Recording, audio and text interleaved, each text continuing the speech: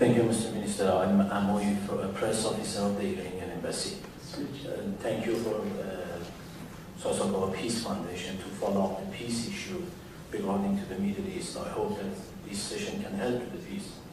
But I think that some part of your presentation was not fair and it was against my country policies. And I think that you have mentioned about the different issues inside the Middle East, such as Daesh or different terrorist group. But I think that you should mention the two different other issues. One is related to the ideology of the terrorist group. You should know that most of these groups are ideologized by some radical thoughts that most come from your country. Another issue is related to the democratic trends. You mentioned that in some countries there are some terrorist groups that are just 50,000. Why do you let to the people of the Yemen to make a fair election on the cover of the United Nations? Or in Syria, you are talking such as a person that you can make that this person is legitimized and this person is not. I think that it is not our duties. We should refer to the international law, and it's better for us to solve the problem of the region by this sort of debates. Thank you very much. I think when we look at terrorism and when we look at sectarianism, it started with the Khomeini Revolution in 1979. Iran proclaimed a Shia state based on the Twelver concept and Wilayat al-Faqih. Iran argued that it was responsible for every Shia in the Middle East. This is what lit the sectarian fire in our region. We had Sunnis, we had Shia, we had Ismailis, we had Druze, we had Kurds. But there was no sectarianism. This provoked a negative reaction among conservative Sunnis, and this is what unleashed sectarianism. Iran established the first sectarian terrorist organization in the Middle East called Hezbollah.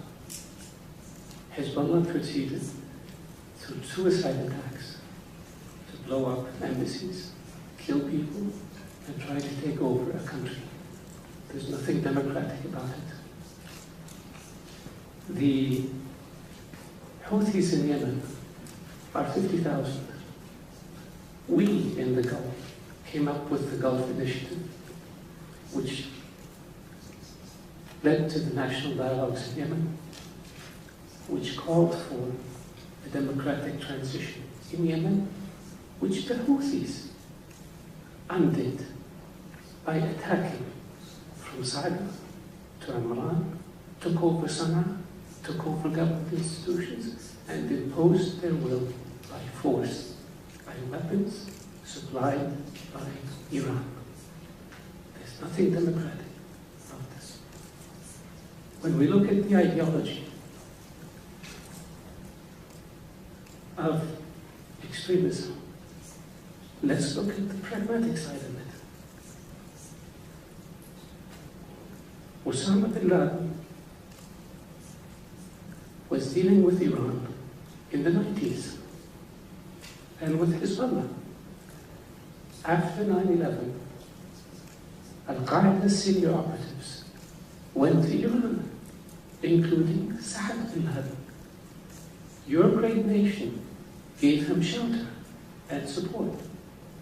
The order to blow up 3 housing compounds in Riyadh came from Saif al-Adil, the chief of operations for Al-Qaeda, while he was in Iran.